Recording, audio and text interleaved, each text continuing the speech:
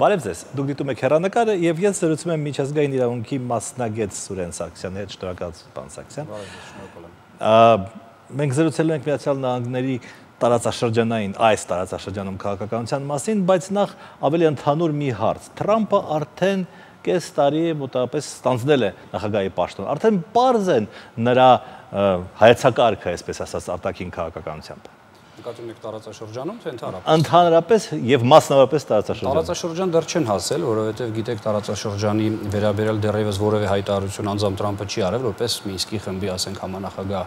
պետության ղեկավար, բայց տարբեր պետություններում, տարբեր տարածաշրջաններում, Մերձավոր Արևելքում, Կորեայում, Սիրիայում եւ այլ տարածքներում եւ պետություններում արդեն հստակ ձևավորված եւ դրսեւորվող իհարկե քաղաքական ուղղություններ կան։ Դասագրքերում գուցե հին գրված է, որ հանրապետականները ավելի իզոլացիոնիստ են, դեմոկրատները ավելի բաց են, դա երևի հնացած տեսակետ է, հա։ Ինչ-որ առումով հնացած է, իհարկե, որովհետև մենք ամենայն դեպս այս պահին տեսնում ենք, որ այնքան լուրջ շահերի բախում կա այս կուսակցությունների մեջ, նաև շահերի բախում կա եւ ընդհանրապես մեծ դիսկուրս կա հենց նույն հանրապետական կուսակցության մեջ, որոշ մարդիկ Թրամփի քաղաքականությունը, իրենց կուսակցի քաղաքականությունը լուրջ քննադատում են, ոմանք աջակցում են, ոմանք աջակցում են ավելի ագրեսիվ գործողությունները, ոմանք աջակցում են ավելի մեղմ գործողությունները։ Այս առումով իհարկե ներքաղաքական, ներկուսակցական նույնիսկ դիսկուրս Միացյալ Նահանգներում դեռևս ընթանում է։ Նաև ասում է, որ դեմոկրատները, ի տարբերություն հանրապետականների, ավելի մեծ ուշադրություն են դարձնում ժողովրդավարությանը այլ երկրներում, մարդու իրավունքներին եւ այլն։ Դա այդպես է։ Կարելի ասել, որ այո, որովհետև եթե նկատել եք նույն Թրամփի վարչակազմի առաջնահերթությունները այս պահի դրությամբ ոչ թե այդքան մարդու իրավունքներին են ուղղված, փոքրամասնությունների իրավունքներին են ուղղված, այլ ընդհանրապես այլ շեղում կա, այլ մոտեցումներ կան արտաքին քաղաքականության մեջ, այլ շեշտադրումներ կան։ Այս առումով իհարկե շահեկանորեն Օբաման տարբերվում էր Թրամփի ադմինիստրացիայից միջազգային հարաբերություններում մարդու իրավունքները որպես առաջնահերթություն, այսպես ասենք, դարձնելու հարցում։ Իսկ Թրամփի համար մեծ հաշվով հիմնական շարժիչ ուժը Միացյալ Նահանգները առաջինը կարգախոսն է, որով նա շարժվում է դեպի առաջ եւ կարծում եմ հնարավորություն ունի, լայն հնարավորություններ ունի այս քաղաքական գիծը առաջ մղելու հարցում։ Դուք ասում եք Օբաման շահեկանորեն տարբերվում էր Թրամփից, այսինքն մեր շահերից, ասենք Հայաստանի շահերից է ելնում, որ նրանք ավելի շատ ուշադրություն դարձնեն հենց այդ ժողովրդավարությանը եւ մնացած։ Ընդհանրապես ժողովրդավարության կայացման աջակցությունը ինքնին բավականին լավ երևույթ է, որտեղ էլ որ դա լինի, բայց կա դրան աջակցման տարբեր տեսակներ, տարբեր եղանակներ եւ տարբեր միջոցներ, թե որ միջոցներն են ընտրել տարբեր ադմինիստրացիաները Միացյալ Նահանգների, լինի դա Բուշը, լինի դա Օբաման, թե լինի Թրամփը, իհարկե տարբեր են դրանք։ Ինձ միշտ տանջում էր այդ հարցը, եթե նրանք մարդու իրավունքների եւ ժողովրդավարության կողմնակիցներ են, այսպես ասած, եւ ուզում են, որ, չգիտեմ, ընտրությունները լավ անցնեն, չգիտեմ, կանանց չճնշեն եւ այլն։ Նրանք ինչպես են ընկերություն անում Սաուդյան Արաբիայի հետ։ Դա շատ լավ հարց է, իրականում նաև այստեղ էլ մենք գործ ունենք այդ երկակի ստանդարտների հետ։ Երկակի ստանդարտները քաղաքականության մեջ մշտապես եղել են, կան եւ լինելու են, դրանք անխուսափելի երևույթներ են։ Շատ տարբեր օրինակներ կարող ենք բերել երկակի ստանդարտների կիրառման։ Ենթադրենք Կոսովոյին կարելի է, Լեռնային Ղարաբաղին չի կարելի, կամ նույն Միացյալ Նահանգները անկախություն է հռչակել հենց ինքնորոշման իրավունքի իրացմամբ։ Եվ ես միշտ օրինակ եմ բերում Թոմաս Ջեֆերսոնի այդ խոսքերը իր նամակում, որ նա գրում էր, ասում է մենք այն իրավունքը, որի հիման վրա ինքներս ենք անկախություն ձեռք բերել եւ ինքնակառավարվում ենք, չենք կարող այլ ժողովուրդներին մերժել այդ իրավունքը, այսինքն խոսքը գնում է ինքնորոշման իրավունքի մասին։ Այսինքն միշտ այստեղ այս կրկնակի կամ երկակի ստանդարտները կան եւ սրանից կարծում եմ չենք կարող երբեւե հեռանալ կամ խուսափել դրանցից։ Մի արտաքին քաղաքական կարելի է ասել ծրագիր կա, որը իսկ խելահեղ է թվում Թրամփի մոտ, պատ կառուցել Մեքսիկայի հետ։ Դա իրոք պետք է ասած լավ, ենթադրենք, ասած նախընտրական կամպանիայի ժամանակ։ Իրոք պետք է այդ ծրագիրը իրականացնի։ Իրականում պատը վաղուց արդեն կառուցված էր եւ տարբեր հատվածներում, ռիսկային հատվածներում, որոնք որ կային Միացյալ Նահանգների եւ Մեքսիկայի սահմանի միջով, այդ պատը կառուցված էր։ Հիմա մեծ հաշվով Թրամփը ցանկանում է ավարտի հասցնել այդ պատի կառուցումը, որովհետեւ այդտեղ կա որոշակի միգրացիոն ռիսկ։ Եվ սա այդ առումով իհարկե տրամաբանական հայտարարություն է, որը նա կառուցելու է, որը նա իրականացնելու է իր նախընտրական բոլոր խոստումների նման փորձելու է իրականացնել, այլ հարց է, թե ով է վճարելու այդ պատի կառուցման համար։ Մեքսիկայի վրա են ուզում դա դնեն, հա։ Ինչ որ մեխանիզմներ իհարկե կգտնեն, որպեսզի Մեքսիկայի վրա դա ինչ որ ձևով դնեն, բայց փաստը մնում է փաստ, որ Միացյալ Նահանգների պետական բյուջեից նման ֆինանսավորում անհնար է գտնել, որպեսզի այդ պատը կառուցել։ Պուտինի հետ լեզու գտնելու խոստումը եւ երևի էլի շատ կարեւոր խոստումներից մեկ կատարվում է թե չի կատարվում։ Գիտեք, իրականում այս վերջին հանդիպումը հույս է տալիս, որ այդ երկխոսությունը կարող է կայանալ, իսկ այդ երկխոսությունը չափազանց կարևոր է, որովհետեւ երկու մեծ գերտերություններ, երբ որ իրար հետ sense բախում են ունենում, փոքր պետությունները մասնավորապես միշտ հայտնվում է շատ ծանր իրավիճակում, որովհետև կամ պետք է հստակ դիրքորոշում ունենաս եւ այս կամ այն կողմին աջակցես, կամ պետք է պարզապես ոտքի տակ ընկնես։ Հիմա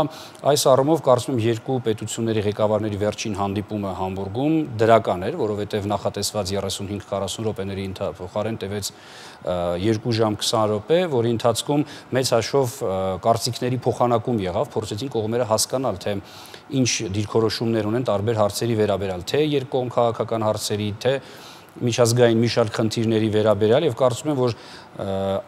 այս առումով Թրամփ եւ Պուտին առաջին հանդիպումը կարելի է դրական գնահատել։ Այս անգամ մենք կարող ենք ասել, որ մեր շահերից է բխում, որ նրանք վատ հարաբերություններ չունենան։ Իհարկե, կարող ենք նույնիսկ պնդել դա, որովհետեւ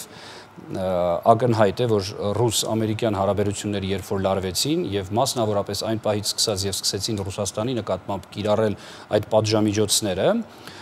Հայաստանը նույնպես բավականին լուրջ ձևով իր տնտեսության վրա զգաց հենց այս պատժամիջոցների հետևանքը եւ կարող ենք պնդել, որ եթե պատժամիջոցները Ռուսաստանի վրայից հանվեն, դա դրական իհարկե ազդեցություն կունենա նաև Հայաստանի տնտեսության վրա, որովհետև գիտենք, որ Ռուսաստանը մեր հիմնական գործընկերն է առևտրային, այդ թվում նաև առևտրային։ Պատժամիջոցներ ասացիք, գալով տարածաշրջան, Օբաման կարծես թե փորձում էր հարթել Իրանի հետ հարաբերությունները, Թրամփը փորձում է այդ հարաբերությունները սրել, այդպես է։ Շատ հետաքրքիր է, թե ինչ գնով էր Օբաման փորձում հարաբերությունները կարգավորել Իրանի հետ։ Երբ Թրամփը ընտրվեց Միացյալ Նահանգների նախագահի պաշտոնում եւ ստանձնեց պաշտոնը, նա հայտարարեց, որ այն պայմանավորվածությունները, որոնք ձեռք են բերվել Միացյալ Նահանգների եւ Իրանի միջեւ, չեն բխում Միացյալ Նահանգների շահերից եւ ստարտային, այսպես ասենք, պոզիցիաները նրանց բավականին վատն են։ Հիմա ինչ է ցանկանում անել Թրամփը։ Երկու հնարավոր տարբերակ կա։ Կամ պետք է պատժամիջոցները, որոնք եղել են այն ժամանակ, թողնի ուժի մեջ, կամ պետք է խստացնի պատժամիջոցները, կամ պետք է սկսի նորից բանակցել։ Այսինքն նրա հստակ գնահատականը հետեւյալն է, որ Իրանը չպետք է կարողանա փորձարկել այն հրթիռները, որոնք նա փորձարկում էր։ Եվ այստեղ իհարկե շատ կարևոր է Միացյալ Նահանգների համար Իսրայելի գործոնը, որովհետև գիտեք, որ տարածաշրջանում Միացյալ Նահանգների հիմնական գործընկերներից մեկը հենց Իսրայելն է եւ Իսրայելը շատ լուրջ ազդեցություն ունի թե Միացյալ Նահանգներում, թե օրենսդիրում եւ թե իհարկե Սպիտակ տանը անձամբ նախագահ Թրամփի վրա եւ պատահական չէր, որ Թրամփը ընտրվելուց հետո իր առաջին շրջագայությունը որպես նախագահ կատարեց հենց արաբական աշխարհի եւ Իսրայելը, սա հստակ մեսեջ էր, որ դա շատ կարեւորում է այս տարածաշրջանը։ Այսինքն Իրանը իսկապես վտանգ է ներկայացնում Միացյալ Նահանգների համար եւ Օբաման սխալվում էր, երբ փորձում էր կարգավորել հարաբերությունները։ Դժվար է ասել, թե Օբաման սխալվում էր կամ թերագնահատում էր կամ գերագնահատում էր այն վտանգը, որը կարող է Իրանը իրենից ներկայացնել Միացյալ Նահանգների կամ նրա դաշնակից Իսրայելի նկատմամբ։ Համենայն դեպս Թրամփը կարծում է, որ այն, ինչ բանակցել է Օբաման, չի բխում Միացյալ Նահանգների կամ նրա դաշնակիցների շահերից եւ անհրաժեշտ է կրկին բանակցել եւ առավել Միացյալ Նահանգների համար դրական պայմանավորվածություններ ձեռք բերել Իրանի միջուկային ծրագրի շուրջ։ Պատժամիջոցների մասին որոշումը ըստ օրենքի կոնգրեսն է ընդունում, թե նախագահը։ Կան տարբեր մեխանիզմներ, բայց իհարկե կոնգրեսում գիտեք, երևի վերջերս նախաձեռնություն է եղել, որպեսզի լրացուցիչ ճնշում գործադրեն Միացյալ Նահանգների նախագահի վրա, որ ինքնուրույն նա չկարողանա Ռուսաստանի վրայից հանել այդ սանկցիաները։ Իհարկե այդ օրենքի նախագիծը դրվեց շրջանառության մեջ, երկար քննարկումներ եղան, բայց իրավական տեսանկյունից իհարկե հնարավոր է, որ կոնգրեսը կարողանա ազդել Միացյալ Նահանգների նախագահի վրա, որպեսզի այդ սանկցիաները չհանի Ռուսաստանի Դաշնության վրայից։ Իմ զրույցը միջազգային իրավունքի մասնագետ Սուրեն Սարգսյանի հետ մենք շարունակենք գովազդային ընդմիջումից հետո։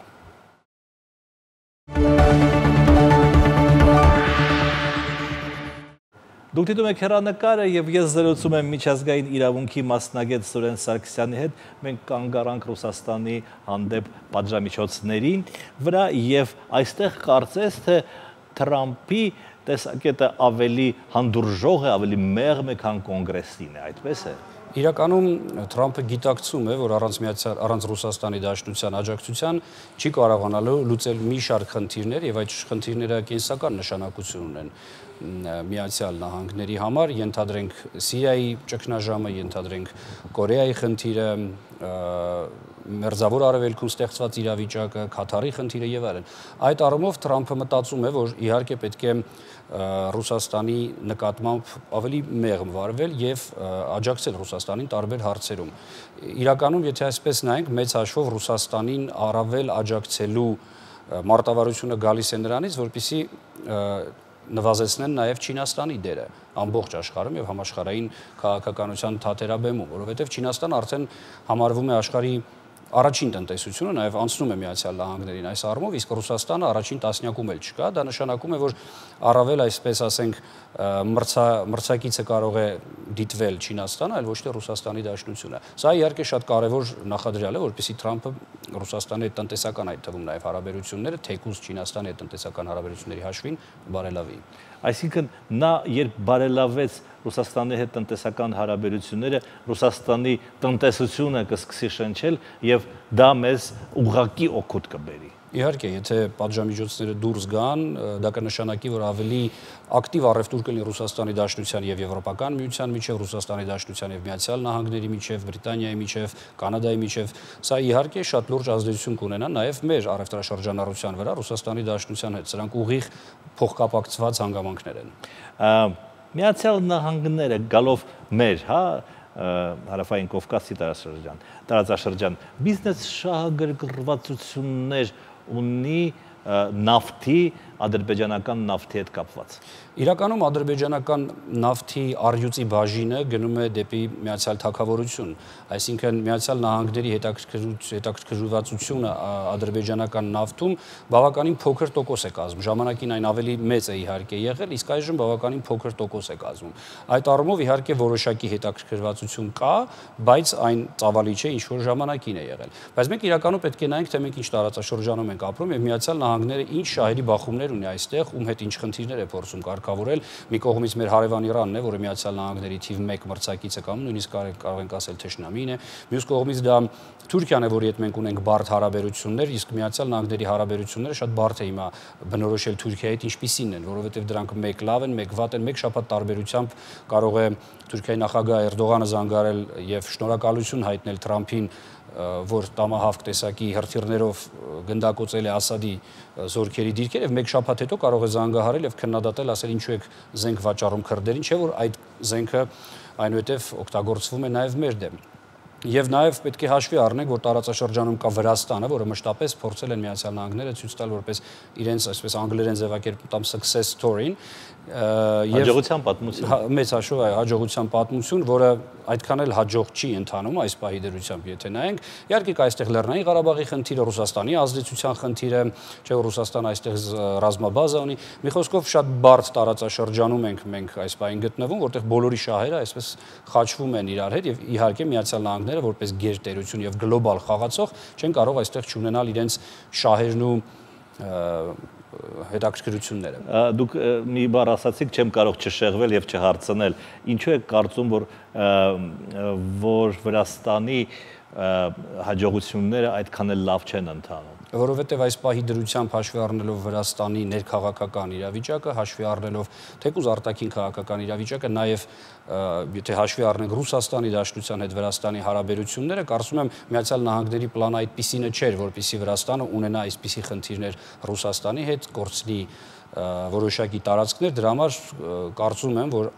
success story-ին որպես այդպիսի, այդ հաջողության պատմությունը որպես այդպիսին նախատեսված չէր այնպես, ինչպես այսօր մենք ունենք։ Նավթի մասին որոշ վերլուծաբաններ ասում են, որ Քաթարի խնդիրը ծագեց նույնպես նավթի պատճառով, որտեղ Քաթարի եւ Իրանի արանքում ծովի մեջ կա մեծ պաշար նավթի եւ դրանից հետո Սաուդյան Արաբիան եւ այլ սատելիտները նրա որոշեցին Քաթարի դեմ պատժամիջոցներ։ Այսինքն կա այդ տնտեսական նավթային գործը։ Իհարկե կա, բայց սա հիմնական պատճառը չէ, այն հիմնական մեղադրանքները, որոնք Սաուդյան Արաբիայի, Եգիպտոսի եւ այլ արաբական պետությունների կողմից հնչում էին Քաթարի հասցեին, բացարձակ կապ չունեն տնտեսական ոլորտի հետ։ Այդ մեղադրանքները հիմնականում կրում էին քաղաքական բնույթ եւ Քաթարին մեղադրում էին տերորիստական կազմակերպությունների ֆինանսավորելու, աջակցելու մեջ, իսկ Քաթարը այդ առումով շատ փոխկապակցված է բոլոր հարևան պետությունների հետ, չմոռանանք, որ նրա պարենի 95%-ը ներմուծվում է, այսինքն ինքը սեփական սնունդը չունի։ Սա շատ բարձ իրավիճակ է ստեղծում Քաթարի համար եւ ճնշման մեխանիզմներ իհարկե այստեղ շատ ճիշտ են ընտրված մյուս պետությունների կողմից։ Միևնույն ժամանակ պետք է նաև հաշվի առնել, ինչպես արդեն ասեցի, որ Քաթարի վրա ճնշումը գնում է նաև լրատվական քաղաքական դաշտում, գիտեք, Ալ Ջազիրայի խնդիրը կար։ Մի խոսքով իհարկե տնտեսական կոմպոնենտը չափազանց կարևոր է, բայց դա միակ կոմպոնենտը չէ։ Ընդհանրապես բիզնես կապերը Թրամփի կամ Թրամփի ուրեմն վարչակազմի եւ Ադրբեջանի դրա մասին շատ էր խոսվում սկզբից, բայց կարծես թե հիմա այդ խոսակցությունը մի քիչ քչացել է։ Գիտեք, իրականում ադրբեջանական լոբբիստների նաև աշխատանքի շնորհիվ էր, որ փորձ էր կատարվում ընդգծել Ադրբեջանի, այսպես ասած, կապը, բիզնես կապը Թրամփի հետ, դա ներքաղաքական նաև նշանակություն էր, բայց իհարկե դա գալիս էր նաև հայկական մամուլ, ադրբեջանական մամուլից։ Թրամփը իհարկե ուներ հյուրանոց, որը պետք է բացվեր Բաքվում, բայց եղան բազմաթիվ խնդիրներ, պետք է հաշվի առնենք, որ գոյություն ուներ մի երիտասարդ Անար Մամեդովը, Ադրբեջանի նախկին տրանսպորտի նախարարի որդին, որը միլիարդատեր էր եւ ադրբեջանական լոբիստական շահերը Վաշինգտոնում հենց ինքն ու իր ներկայացրած կազմակերպությունն էին ակտիվ առաջ մղում, սակայն երբ որ խնդիրներ ստեղծվեցին նրա եւ ադրբեջանական ռեժիմի միջև, այսինքն Ալիևի միջև, ստացվեց այնպես, որ այդ հյուրանոցը, որի վրա պետք է գրվեր Trump Hotel, խնդիրներ առաջացան այդ հյուրանոցի հետ, իսկ Թրամփը ինչ էր արել, Թրամփը ընդհանրապես համաձայնություն էր տվել, որպեսզի իր անունը օգտագործեն այդ հյուրանոցի վրա եւ դրա դիմաց ստացել էր $2.5 միլիոն հենց առաջին տարում եւ պետք է ստանար ամեն տարի $2.5 միլիոն, այսինքն Թրամփը ներդրում չէր արել, որևէ հետաքրքրություն չուներ, պարզապես տարեկան $2.5 միլիոն դրա դիմաց պետք է ստանար։ Սա էր իր հիմնական բիզնես հետաքրքրությունը, եթե այսպես ասենք, Ադրբեջանում, ուրիշ ոչինչ, չնայած նրա աղջիկը գնաց, Իվանկա Թրամփը գնաց ծանոթացավ շինարարական աշխատանքների, որոնք այդպես էլ ավարտի չհասցվեցին։ Այսինքն Թրամփի անունը, երբ որ նա նախագահ չէր, այդպես եմ հասկանում, այդքան թանկ արժեր, որ աշտարակի վրա դնել, ուրեմն կամ հյուրանոցի վրա դնել անունը, այդքան $2.5 միլիոն արժեր։ Տարեկան։ Ինչի շնորհիվ, ինչն է տալիս, ինչ օգուտ է տալիս դա հյուրանոցին։ Գիտեք, նախ այն, որ լավ բիզնեսմեն էր Թրամփը, ուներ տարբեր հյուրանոցներ, իրենց կայքում պետք է տեղադրեին, որ մենք նաև ունենք Ադրբեջանում այսպիսի հյուրանոց, որ բոլորը կարող են նաև Ադրբեջան այցելելուց գնան միջազգային ստանդարտներին ամբողջությամբ համապատասխանող հյուրանոցում անցկացնեն իրենց հանգիստը եւ այլն եւ այլն։ Այսինքն բիզնեսի տեսանկյունից վստահ են որոշակի հաշվարկ արված էր։ Միգուցե մի փոքր էլ հաշվարկ էր արված նաև քաղաքական տեսանկյունից, բայց կարծում եմ $2.5 միլիոն այս բիզնեսի համար մեծ գումար չէր, որ Ադրբեջանի բիզնեսմենները կարող էին վճարել Թրամփին, որպեսզի ունենային իրենց քաղաքում Trump Tower։ Միացյալ Նահանգները վաճառում են զենք Ադրբեջանին։ Միացյալ Նահանգները Ադրբեջանին էլ Հայաստանին էլ զենք չեն վաճառում, սակայն երկկողմ մի շարք պայմանագրեր կան, որոնցով Միացյալ Նահանգները, այսպես ասենք, ռազմական օգնություն է տրամադրում, բայց այդ օգնությունը հիմնականում կրթական եւ գիտական ծրագրերի շրջանակներում է իրականացվում եւ այդպիսի ծրագրեր շատ կան։ Շատ օգնություն ռազմական որպես այդպիսին, քանի խոսում ենք դրա մասին, նաեւ ասեմ, որ Միացյալ Նահանգները տրամադրում է Սևծովյան սահման Ադրբեջանի Կասպիցովյան սահմանը պահպանելու համար, նարկոտրաֆիկինգի դեմ պայքարելու համար եւ տերորիզմի դեմ պայքարելու համար, այսինքն այս երեք հստակ ուղղություններով ֆինանսական աջակցություն Պենտագոնի ուղիղ ֆինանսավորմամբ Ադրբեջանին տրվում է, բայց ակնհայտ է, որ այս օգնությունը տրվում է այնպես, որպեսզի որևէ կերպով չազդի Հայաստանի կամ Լեռնային Ղարաբաղի վրա։ Բայց Միացյալ Նահանգները վաճառում են զենք Թուրքիային, որքան հասկանում եմ։ Իսրայելին։ Իսկ Իսրայելն էլ իր հերթին բերում է, եթե ենթատեքստը դա էր։ չերեզով, այսպես ասած, այնուամենայնիվ կարող է դա Ադրբեջանի։ Իրականում մի շատ կարևոր հարց կա, որի մասին մենք երբեք չենք խոսում, չգիտեմ ինչու այս հարցը ինչու ակտիվ չենք բարձրացնում։ Մենք գործ ունենք նաև մի իրավական ակտի հետ 92 թվականին ընդունված, որը կոչվում էր Ազատության աջակցության ակտ։ Դրա շրջանակներում կար մեկ հոդված 907-րդ այսպես կոչված բանաձևը, որը մեր իրավական ակտերի մասին օրենքի լեզվով կարող ենք անվանել հոդված, ինչեր նա նախատեսում։ Համաձայն այդ հոդվածի Միացյալ Նահանգների կառավարությանը արգելվում էր որևէ աջակցություն ցուցաբերել Ադրբեջանին այնքան ժամանակ, քանի դեռ Միացյալ Նահանգների նախագահը չի զեկուցի կոնգրեսին, որ այդ օգնությունը չի օգտագործվելու Հայաստանի կամ Լեռնային Ղարաբաղի դեմ։ Այս օրենքը շուրջ 10 տարի մնաց գործող օրենք որպես եւ այդ ընթացքում Միացյալ Նահանգները բացարձակ որևէ օգնություն նույնիսկ մարդասիրական չէին կարողանում կառավարական մակարդակով տրամադրել Ադրբեջանին։ Սա լուրջ գլխացավանք էր եւ Միացյալ Նահանգների համար եւ Ադրբեջանի համար։ Ինչևէ սեպտեմբերի 11-ի իրադարձություններից անմիջապես հետո նախագահը Ջորջ Բուշը խնդրեց կոնգրեսին, որպեսզի ուժը կորցրած ճանաչեն այս հոդվածը եւ նա հնարավորություն ունենա Ադրբեջանին տրամադրել օգնություն այն 3 ուղղություններով, որոնք արդեն նշեցի։ Սակայն իր նամակում գրում էր, որ չի կարող օգտագործվել Հայաստանի դեմ, ոչ թե Լեռնային Ղարաբաղի։ Լեռնային Ղարաբաղ բառը այստեղ դուրս եկավ եւ սա մեր առաջին թերևս պարտությունն էր այս դաշտում։ Դրանից հետո ապրիլյան իրադարձությունների ժամանակ մենք Թալիշ գյուղում ոչնչացրեցինք 2 ադրբեջանցի հատուկ ջոկատայինների, ովքեր ռազմական կրթություն էին ստացել Միացյալ Նահանգների ուսումնական հաստատություններում։ Այսինքն ստացվեց, որ ադրբեջանական բանակը ստանալով Միացյալ Նահանգների օգնությունը, այսինքն այդ ուսումնական process-ը, օգտագործել էր այդ ուսումնական process-ում ստացված ռազմական օգնությունը Հայաստանի դեմ կամ Լեռնային Ղարաբաղի դեմ, որով խախտվեց 907-րդ բանաձևը։ Սրա մասին մենք պետք է ակտիվ խոսենք եւ պետք է ամեն ինչ անենք, որպեսզի 907-րդ բանաձևի գործողությունը կրկին գա հետ եւ մենք կարողանանք այնպես անել, որ Ադրբեջանին այլևս Միացյալ Նահանգները որևէ օգնություն ռազմական չտա, որովհետեւ Ալիևը խախտում է օրենքը եւ դրանով իսկ խափում է Պենտագոնին, Սպիտակ տանը եւ իհարկե Միացյալ Նահանգների կոնգրեսին։ Շատ կարճ մեր բարեկամ կոնգրեսականները առաջարկում են, որ Թուրքիան էլ չվաճառի Միացյալ Նահանգները զենք, սկսած ֆանտոմներից եւ վերջացած ատրճանակներով։ Դա լավ հեռանկար ունի այդ առաջարկը, թե պարզապես քաղաքական ինչ-որ մի Ճիշտ ասած, ես չեմ կարծում, որ հնարավորություն են ունենալու կոնգրեսականները խանգարել Միացյալ Նահանգների կողմից զենքի վաճառքի այդ գործարքին, որովհետև կարծում եմ ազդեցությունը այդ պրոհայկական կոնգրեսականների այս հարցում դեռ փոքր է, հետո գիտեք, թե ինչ կարևորություն է տալիս Միացյալ Նահանգների ադմինիստրացիան զենքի վաճառքին, թեկուզ նայելով Քաթարի օրինակը 12 միլիարդ կամ Սաուդյան Արաբիայի օրինակը 350 միլիարդ, կարծում եմ, որ նախաձեռնությունը լավն է, իհարկե, որովհետև տարածաշրջան միլիարդ 350 միլիարդ 350 միլիարդ դոլարի զենք է վաճառել Սաուդյան Արաբիային, Միացյալ Նահանգները։ Իսկ Քաթարին 12 միլիարդ, 12 միլիարդ դոլար։ Ինչ վերաբերում է Թուրքիային, իհարկե ցանկալի կլինի մեզ համար, որպեսզի տարածաշրջանում լրացուցիչ զենքեր եւ զինատեսակներ չգան, որովհետեւ դրանք ինչ որ կերպով գնալու են Ադրբեջան, բայց չեմ կարծում, որ մենք այդ հնարավորությունը ունենք ադրբեջանցիներին, ներեցեք, ամերիկացիներին խանգարելու, որպեսզի նրանք զենքի վաճառքը իրականացնեն։ Շնորհակալություն։ Ես եմ շնորհակալ։ Ես զրուցում եի միջազգային իրավունքի մասնագետ Սուրեն Սարգսյանի հետ։ Դուք դիտում եք հեռանկարը, մենք կհանդիպենք վաղը։